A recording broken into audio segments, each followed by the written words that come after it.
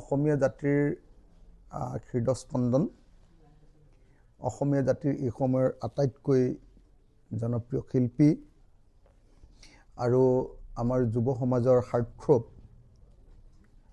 জুবিন গাৰ্গৰ কাইলৈ 12 ডিচেম্বৰ তাৰিখৰ দিনা তেখেতৰ মৃত্যু বা হত্যাকাণ্ডৰ চাৰ্জশ্বিট দাখিল কৰিব। আমি সমগ্ৰ অসমৰ মানুহে অতি উৎসুকতাৰে সৈতে ৰৈ আছোঁ। সঁচা কথা ক'বলৈ গ'লে আজি চাগে বহুত জুবিন অনুৰাগীৰ ৰাতি টোপনিয়ে নধৰিব। সকলো আমি টেনশ্যনত আছোঁ যাতে জুবিন গাৰ্গে প্ৰকৃত অৰ্থত ন্যায় পাব পাৰে। কিন্তু যদিও অসমৰ মুখ্যমন্ত্ৰীয়ে কৈ আছে যে জুবিন গাৰ্গক ন্যায় প্ৰদান কৰিম, কেতিয়াবাতো তেখেতে ইতিমধ্যে প্ৰদান কৰিলোঁ বুলিয়ে কৈ দিয়ে যে আমি ন্যায় দিলোঁ। তেখেতেতো প্ৰথমতে এই শ্যামকানু মহন্তক গ্ৰেপ্তাৰ কৰাৰ পাছতেই ঘোষণা কৰি দিছিলে যে জুবিন গাৰ্গকতো আমি ন্যায় দিলোঁৱেই। তাৰপিছত তেখেতে আকৌ ক'লে যে নহয় বিজেপিয়েহে ন্যায় দিব পাৰিব।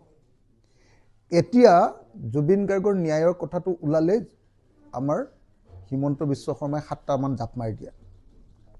তেওঁ গাটোত যেন খজুৱতি উঠে। জুবিন গাৰ্গৰ কথা ওলালেই হিমন্ত বিশ্ব শৰ্মাই এতিয়া টেনশ্যন খায়। সেইকাৰণে আমি ভয় খাই আছোঁ যে হিমন্ত বিশ্ব শৰ্মাই বা জুবিন গাৰ্গৰ মৃত্যুৰ চাৰ্জশ্বিটক লৈ কি খেলা খেলে। কাৰণ অসমততো আৰু আটাইতকৈ বেছি খেলা পলিটিকেল খেলা মানুহজনেই হ'ল হিমন্ত বিশ্ব শৰ্মা। সেইকাৰণে সকলো মানুহবিলাকে কাইলৈ ভয় খাই আছে যে কাইলৈ চাৰ্জশ্বিটত কি খবৰ আহে। যদি কাইলৈ চাৰ্জশ্বিটত হত্যাকাণ্ড বুলি ঘোষণা কৰা হয় আৰু চাৰ্জশ্বিটত যদি দোষীক শাস্তি দিবৰ কাৰণে 103 অৰ্থাৎ মৃত্যুদণ্ডৰ ধাৰা কাইলৈ যদি সংযুক্ত কৰা হয় সেইটো ভাল খবৰ। কিন্তু জুবিনদাৰ ন্যায় প্ৰাপ্তি কেতিয়া হ'ব? জুবিনদাৰ ন্যায় প্ৰাপ্তি হ'ব যেতিয়া প্ৰকৃত অৰ্থত জুবিনদাৰ হত্যাকাৰী বা জুবিনদাৰ মৃত্যুৰ কাৰণে জগৰীয়া মানুহবিলাকে প্ৰকৃত অৰ্থত শাস্তি কি মৃত্যুদণ্ড অথবা 105ৰ অধীনত যাৱজ্জীৱন কাৰাদণ্ড পাব। এতিয়া এখন চাৰ্জশ্বিট দি দিলে কেতিয়াও ন্যায় দিয়া নহয়। চাৰ্জশ্বিট এখনত 1000টা কথা থাকিব পাৰে। হিমন্ত বিশ্ব শৰ্মাৰ বিৰুদ্ধে যিখন চাৰ্জশ্বিট আছিলে আপোনাৰ শৰ্মা যে কি মানৱেন্দ্ৰ শৰ্মাৰ হত্যাকাণ্ডৰ, সেই চাৰ্জশ্বিটখনকো হিমন্ত বিশ্ব শৰ্মাই কোৰ্টৰ পৰাই নাইকিয়া কৰি পেলালে।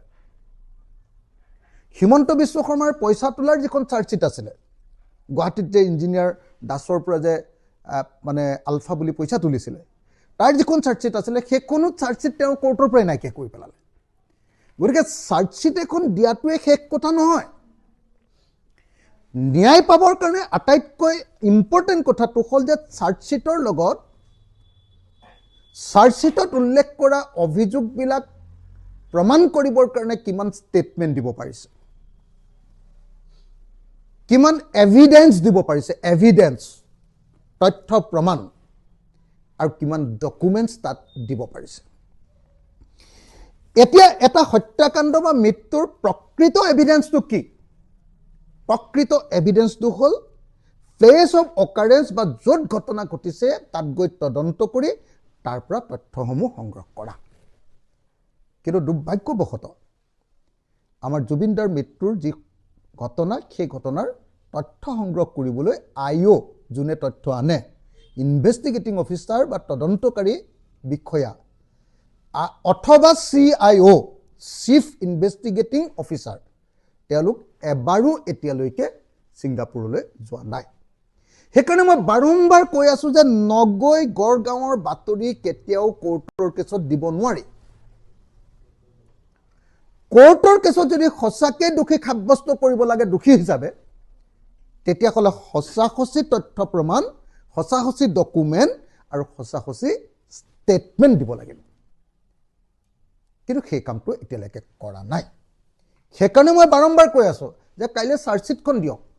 এই চাৰ্জশ্বিটখনৰ পৰা কিন্তু কোনো পধ্যে তাত হত্যাকাণ্ড বুলি লিখি দিলেও জুবিনদাৰ মৃত্যুৰ কাৰণে জগৰীয়াসকলে শাস্তি নাপায়।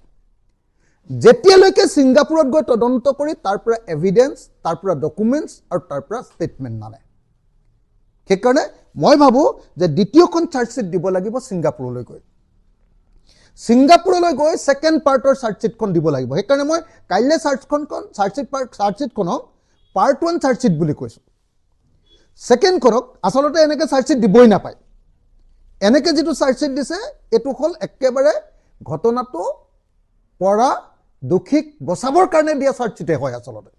সেইকাৰণে মই তথাপিও যিহেতু জুবিন গাৰ্গ আৰু যিহেতু মুখ্যমন্ত্ৰীয়ে কৈ আছে যে আমি ভাল চাৰ্জশ্বিট দিছোঁ, সেইকাৰণে মই মনে মনে আছোঁ।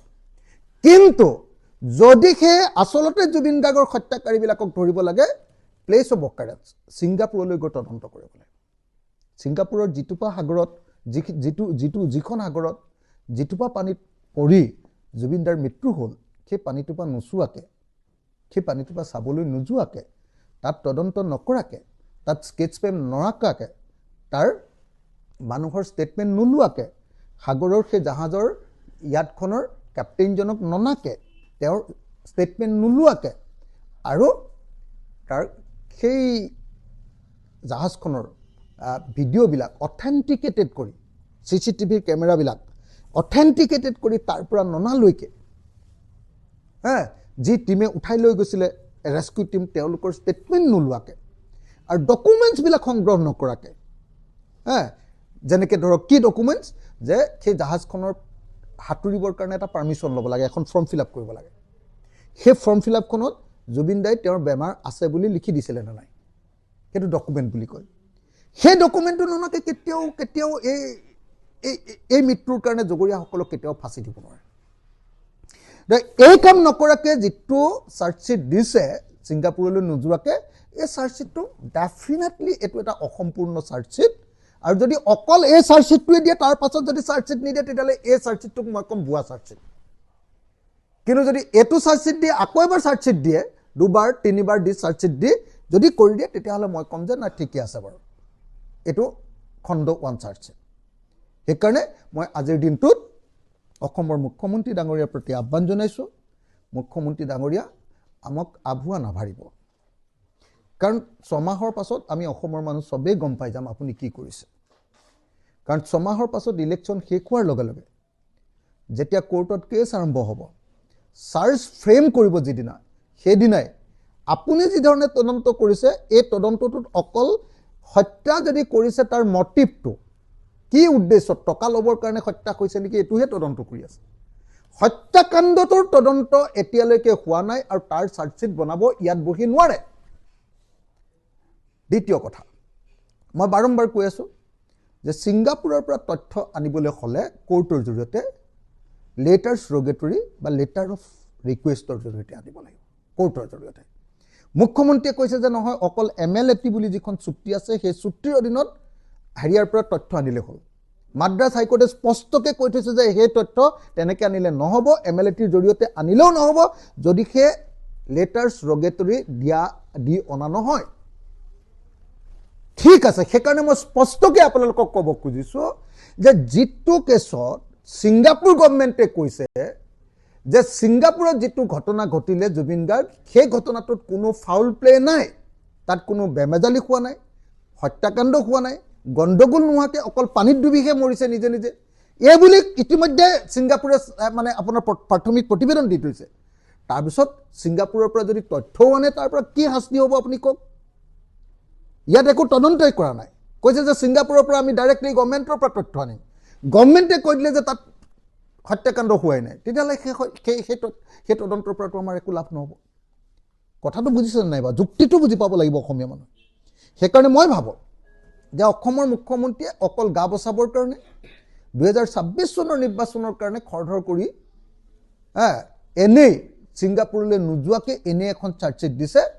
কিন্তু এই চাৰ্জশ্বিটৰ পৰা কোনো পধ্যে হেৰি নহ'ব, আৰু সেইকাৰণে মই দ্বিতীয় চাৰ্জশ্বিট, তৃতীয় চাৰ্জশ্বিট দি ছিংগাপুৰলৈ গৈ তদন্ত কৰি, আৰু তাৰ পাছত ছিংগাপুৰ গভৰ্ণমেণ্টৰ পৰা আপোনাৰ লেটাৰ্ছ ৰগেটৰীৰ জৰিয়তে ডকুমেণ্ট আনি ইয়াত শাস্তি দিয়াৰ ব্যৱস্থা গ্ৰহণ কৰিবৰ কাৰণে চৰকাৰক দাবী জনাইছোঁ।